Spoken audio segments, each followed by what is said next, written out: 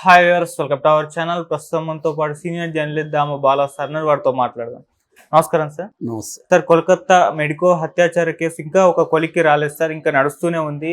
Medico విద్యార్థులు కూడా ఆందోళన చేస్తూనే ఉన్నారు. అయితే రీసెంట్ గా సిబిఐ వాళ్ళు సుప్రీంకోర్టుకు మొత్తం ఈ ఇష్యూలో సాక్ష్యాధారాలన్నీ కూడా చెరిపేశారని చెప్పింది. అంటే ఇప్పుడు సిబిఐ కూడా చేతులు ఎత్తేసినట్టేనా అని చాలా మంది అనుకుంటున్నారు సార్. లేటెస్ట్ గా ఈ కేసులో ఎటువంటి అప్డేట్స్ వచ్చాయి, మరి ఏం జరిగే ఛాన్స్ ఉంది, ఎవరు ఈ సాక్ష్యాలు చెరిపేశారంటారు సార్? సుప్రీంకోర్టుకి సిబిఐ ఒక నివేదిక సమర్పించింది. ఆ నివేదికలో సంచలనమైన విషయాల్ని సిబిఐ చెప్పింది. ఆ నివేదిక బయటకు వచ్చింది. ఆ నివేదిక చూస్తే సిబిఐ కూడా చేతులెత్తేసింది. ఆ అమ్మాయికి 31 ఏళ్ల ట్రైనింగ్ మెడికో అమ్మాయికి న్యాయం జరగదు అన్న ఇదైతే ఇప్పుడు చర్చకి దారితీస్తుంది. ఎందుకంటే సిబిఐ అయినా కూడా ఎవరైనా కూడా ఎప్పుడైనా ఒక క్రైమ్ ఇన్వెస్టిగేషన్లో క్రైమ్ సీన్ అనేది ఇంపార్టెంట్. క్రైమ్ సీన్ ప్రిజర్వ్ చేయడం అనేది వెరీ వెరీ ఇంపార్టెంట్. కానీ అటువంటి క్రైమ్ సీన్ని ప్రిజర్వ్ చేయలేదు పోలీసులు. క్రైమ్ సీన్ని ప్రిజర్వ్ చేయకపోవడం వల్ల సిబిఐ కూడా కొత్తగా క్రైమ్ సీన్ని ఆల్రెడీ అయిపోయింది. సిబిఐ వచ్చింది 5వ రోజు వచ్చింది. అప్పటికే క్రైమ్ సీన్ వాళ్ళ కంట్రోల్లో ఉంది, పోలీసుల కంట్రోల్లో. సో సిబిఐ ఏం చెప్పిందంటే దీంట్లో సాక్ష్యాలని తారుమారు చేసేసారు, ఆల్రెడీ సాక్ష్యాధారాలను చెరిపేశారు, మేము కూడా దీంట్లో ఈ విషయంలో ఏమి చేయలేము అనేది సిబిఐ చెప్తుంది. దీనికి సిబిఐ చెప్తున్న కారణాలు ఏంటంటే, ఒకటి క్రైమ్ సీన్ని ప్రిజర్వ్ చేయలేదు. క్రైమ్ సీన్ ఎక్కడైతే ఆ సెమినార్ హాల్ జరిగిందో అందులో ఉండే బాత్రూము అదంతా కూడా కొట్టేయమని ఈ సందీప్ ఘోష్ ప్రిన్సిపాల్ ఎవరైతే అప్పుడు ఉన్నాడో అతను ఆజ్ఞాపించాడో అది కొట్టేశారు. దానివల్ల అంతా డిస్టర్బ్ అయిపోయింది ఆ సీను, క్రైమ్ సీన్ అనేది నెంబర్ 1. నెంబర్ 2, ఆందోళనకారులు వెళ్ళి హాస్పిటల్కి వెళ్ళి ధ్వంసాలు అవన్నీ చేశారు. దానివల్ల కూడా క్రైమ్ సీన్లో ఉండాల్సిన సాక్ష్యాలన్నీ కూడా పక్కకి వెళ్ళిపోయినాయి. సో ఆందోళనకారులు తృణమూల్ బ్యాచ్ ప్లాన్డ్గానే చేశారనేది ఒక వినిపిస్తుంది. 3వది, పోస్ట్ మార్టం ప్రాపర్గా లేదు. బాడీని కానీ పూడ్చి ఉంటే మళ్ళీ బాడీని రీపోస్ట్ మార్టం చేసే అవకాశం ఉంది. కానీ వాళ్ళ అమ్మ నాన్న మీద ప్రెజర్ చేయించి దాన్ని బాడీని తగలబెట్టించారు, త్వరగానే ఇదే చేసేసారు. పోస్ట్ మార్టం కూడా ప్రాపర్గా జరగలేదు. ఆ డాక్టర్ ఎవరైతే ఇచ్చారో అదే ఆ సర్టిఫికేట్ కూడా సరిగా లేదు. దాన్ని బేస్ చేసుకొని మేము విచారణ జరపాలి తప్ప మాకు వేరే మార్గం లేదని సిబిఐ చెప్తుంది. సో సిబిఐని ఇక్కడ తప్పుపట్టడానికి ఏం లేదు. సిబిఐ లేట్గా ఎంటర్ అయింది. సిబిఐకి ఆల్రెడీ పోలీసులు ఎప్పుడైనా కూడా హత్య జరిగిన తర్వాత, హత్య కానీ అత్యాచారం జరిగిన తర్వాత ప్రాపర్గా అమ్మాయిని పరీక్షించి ఉండాలి. ఎందుకంటే సెమెన్ కూడా ఎక్కువ మోతాదులో ఉంది. ఒకరు చేయలేదు, ఇది మూకమ్మడిగా చేశారు అత్యాచారం అని వాళ్ళ ఇంట్లో వాళ్ళు ఆరోపిస్తున్నారు, వాళ్ళ ఫ్రెండ్స్ అందరూ ఆరోపిస్తున్నారు. ఎందుకంటే అతను ఒక్కడే చేసే పరిస్థితి కాదు. ఆ అమ్మాయి ఒంటి మీద కూడా 25 గాయాల పైన ఉన్నాయి, మెడించేశారు, కాళ్ళు చేతులు ఇదైపోయినాయి. ఇంటర్నల్గా కూడా అనేక గాయాలు ఉన్నాయి అమ్మాయి మీద. ఈ స్థాయిలో ఉన్నాయంటే ఖచ్చితంగా ఒకరు చేసే పని కాదు అని చెప్తున్నారు. తను కూడా తనకి లైట్ డిటెక్టర్ టెస్ట్ చేస్తే కూడా ఆ సంజయ్ రాయ్ అనే ప్రధానమైన ముద్దాయికి అందులో కూడా తను నేను చేయలేదు, నేను వెళ్ళేసరికి ఆల్రెడీ ఎవరు చేస్తున్నారు, నేను పారిపోయిచ్చానని అతను చెప్తున్నాడు. సో నిజంగా ఒకడేది ఇతను పాత్ర ఉందని అయితే నమ్ముతున్నారు. ఎందుకంటే సీసీటీవీలు ఇతను వెళ్ళింది చెప్తున్నాయి. క్రైమ్ సీన్లో ఇతని వాడిన బ్లూటూత్ హియరింగ్ ఎయిడ్ అది కనిపిస్తుంది.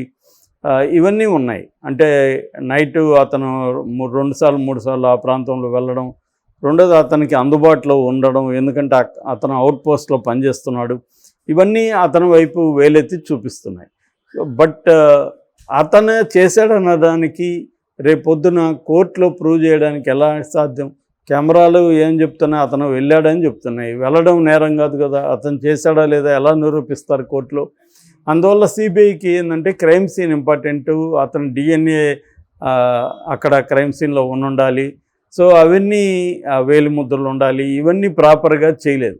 నిజానికి మనకి ఇవాళ అడ్వాన్స్డ్ ఇన్వెస్టిగేటివ్ మెథడ్స్ ఎవాల్వ్ అయినాయి వరల్డ్ లెవెల్లో. ఏఐ కూడా వచ్చింది. సో చాలా అడ్వాన్స్డ్గా ఇన్వెస్టిగేటివ్ మెథడ్స్ వచ్చాయి.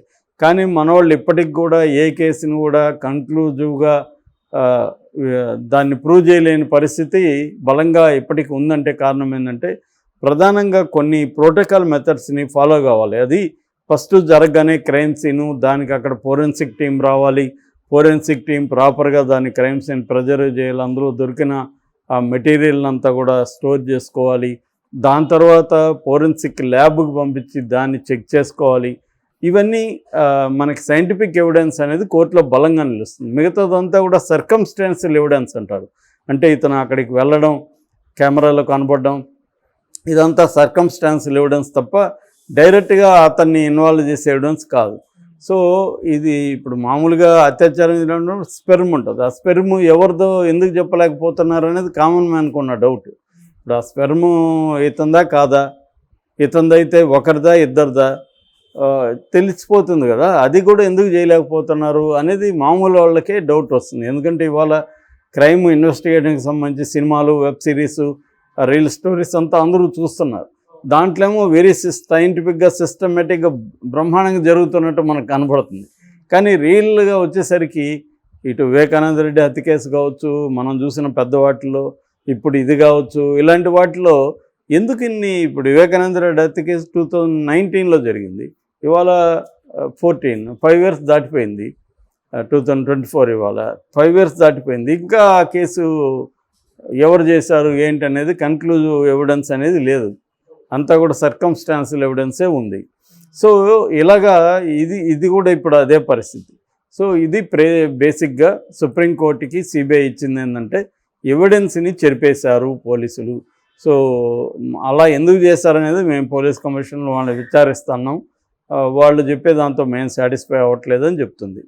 మరి దాని మీద మహా అంటే మందలించగలదు సుప్రీంకోర్టు వాళ్ళని, కానీ దాని మీద వాళ్ళ మీద ప్రాసిక్యూషన్ చేయగలుగుతుందా లేదనేది చూడాలి. దట్ ఈజ్ ఒకటి. రెండవది, మెడికోస్ అప్పటి నుంచి ఇప్పటి వరకు ముఖ్యంగా జూనియర్ డాక్టర్లు సమ్మె చేస్తున్నారు. మమతా బెనర్జీ అనేక రకాల మెథడ్స్ ఉపయోగించింది, వాళ్ళ మీద కోయర్సివ్ మెథడ్స్ కేసులు పెట్టడం అన్నీ చేసింది, అయినా కూడా వాళ్ళు తగ్గట్లేదు. చివరికి సుప్రీంకోర్టు కూడా మంగళవారం డెడ్లైన్ పెట్టింది, మంగళవారం 5 గంటల లోపల విరమించుకోకపోతే మేము సీరియస్ చర్యలకి రికమెండ్ చేస్తాం. ఎందుకంటే దీనివల్ల ఆల్రెడీ బెంగాల్లో 23 మంది పేషెంట్లు చనిపోయారు వీళ్ళ సమ్మె వల్ల. సో ఇది ఘోరమైంది అని వాళ్ళు చెప్తున్నారు. సుప్రీంకోర్టు డెడ్లైన్ విధించింది, అయినా కూడా వీళ్ళు తగ్గట్లేదు. తగ్గకుండా వీళ్ళు కొత్త డిమాండ్లు కూడా పెడుతున్నారు. కొత్త డిమాండ్లు ఏంటంటే మమతా బెనర్జీతో చర్చలు జరగాలి, మమతా బెనర్జీ కూర్చోవాలి, అట్లాగే దీన్ని లైవ్గా ఈ చర్చల్ని ప్రసారం చేయాలి. తర్వాత వివిధ ప్రతినిధుల నుంచి 30 మంది ప్రతినిధులు వస్తారు, వివిధ సంఘాల నుంచి 30 మందితో Mamata Banerjee plus medical department, ministry ఇవన్నీ ఉండాలి అని వాళ్ళు డిమాండ్ పెడుతున్నారు. అరే మీ ఇన్ని డిమాండ్లు పెట్టండి, ముందు మీరు ఆపేయండి, ఆల్రెడీ సిబిఐకి ఇచ్చేశారు. సో స్టేట్ గవర్నమెంట్ ఇప్పుడు ఏం చర్చలు జరుపుతుంది, ఓన్లీ భద్రతకు సంబంధించి మిగతా వాటికి సంబంధించి మంత్రులు మాట్లాడతారు అని చెప్తే వీళ్ళు వినట్లేదు. మరి ఇది ఎక్కడికి దారితీస్తుంది అనేది చూడాలి. అంటే వాళ్ళు ఇప్పటి వరకేమో కోయర్సివ్ మెథడ్స్ అయితే వాడారు, కానీ బిగినింగ్లో, తర్వాత ఆపేసింది మమతా గవర్నమెంట్ దీన్ని కరెక్ట్గా డీల్ చేయలేదనేది ఇవాళ తేలిపోయింది అన్ని చోట్ల. దీన్ని జాగ్రత్తగా డీల్ చేస్తుంటే, అంటే ప్రొసీజర్ ప్రకారం డీల్ చేస్తుంటే, ముందే కానీ సిబిఐకి అప్పగించుంటే మమతా మీద ఇంత విమర్శలు వచ్చాయి కాదు. అట్లాగే ఆ ప్రిన్సిపాల్ వాడు రిజైన్ చేస్తే అతను తీసుకెళ్ళి నేషనల్ మెడికల్ కాలేజ్, ఇంకొక ప్రెస్టీజియస్ కాలేజ్ ప్రిన్సిపాల్ చేయడం కూడా తీవ్ర విమర్శలకు దారితీస్తుంది. దీనివల్ల ఏంటంటే ఈ మమతాకు సంబంధించిన తృణమూల్ కాంగ్రెస్కు సంబంధించిన మాఫియా ఇన్వాల్వ్ అయినారు, మెడికల్ మాఫియా, డ్రగ్ మాఫియా అనే విమర్శలు కూడా ఉన్నాయి, డౌట్లు కూడా ఉన్నాయి. సో ఎందుకంటే ఈ అమ్మాయికి కొన్ని విషయాలు తెలుసు, హాస్పిటల్లో డ్రగ్ మాఫియా విషయాలు. సో ఇతని మీద ఆల్రెడీ స్కామ్ చేశాడని కేసులు ఉన్నాయి ఈ ప్రిన్సిపాల్ మీద. సో ఇవన్నీ ఈ అమ్మాయికి తెలుసు కాబట్టి ఈ అమ్మాయిని చంపడానికి ప్రిన్సిపాల్తో సహా ఒక టీము పనిచేసిందనేది ఇవాళ ఉన్న విమర్శ. ఆల్రెడీ ప్రిన్సిపాల్ని సిబిఐ రకరకాలుగా ఇంట్రాగేట్ చేసింది. ఇప్పుడు ఈరోజు మళ్ళీ ఇతను సంజయ్ రాయ్ని కూడా చేస్తుంది. సో ఇప్పుడు సుప్రీంకోర్టుకి ఇంకొక నివేదిక కూడా మళ్ళీ అడిగింది, మళ్ళీ మీరు